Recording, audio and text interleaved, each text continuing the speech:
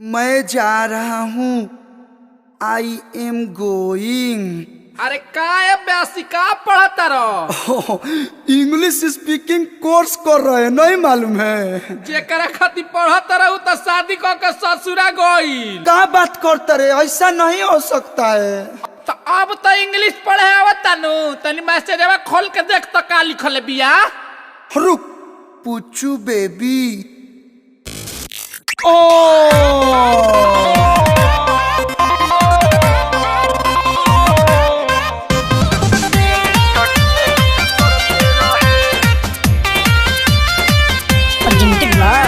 Adishakti films.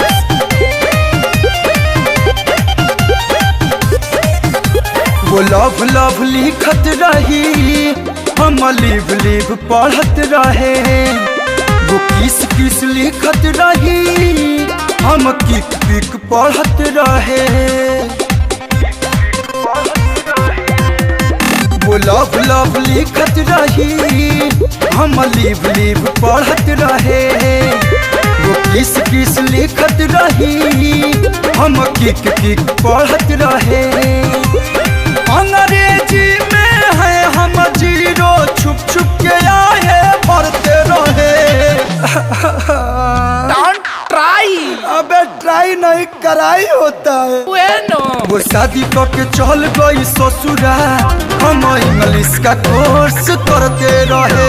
वो शादी करके चल गई ससुरा, हम इंग्लिश का कोर्स करते रहे।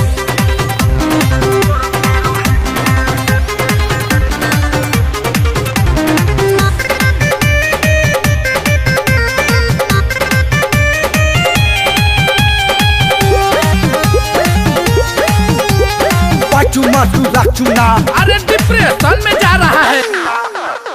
मैं हिंदी का विद्यार्थी, वो इंग्लिश मीडियम पढ़ी हुई। उसका लिखा समझ न पाया, यही से खटिया खड़ी हुई। मैं हिंदी का विद्यार्थी, वो इंग्लिश मीडियम पढ़ी हुई।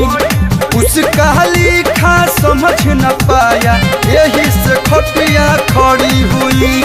मुझसे पट गई है, देख कर सारे फ्रेंड जरते रहे। How are you? I am not fine, लेकिन निकल गई सबसे बड़का डाइन। वो शादी करके चल गई ससुरा, हम इंग्लिश का कोर्स करते रहे।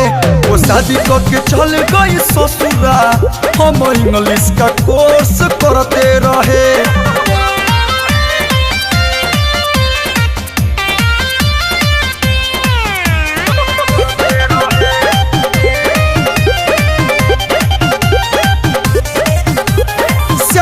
देहाती को पाकर वो सुना है बहुत खुश है। आंसू का भाई पलू दीवाना आज भी मायूस है।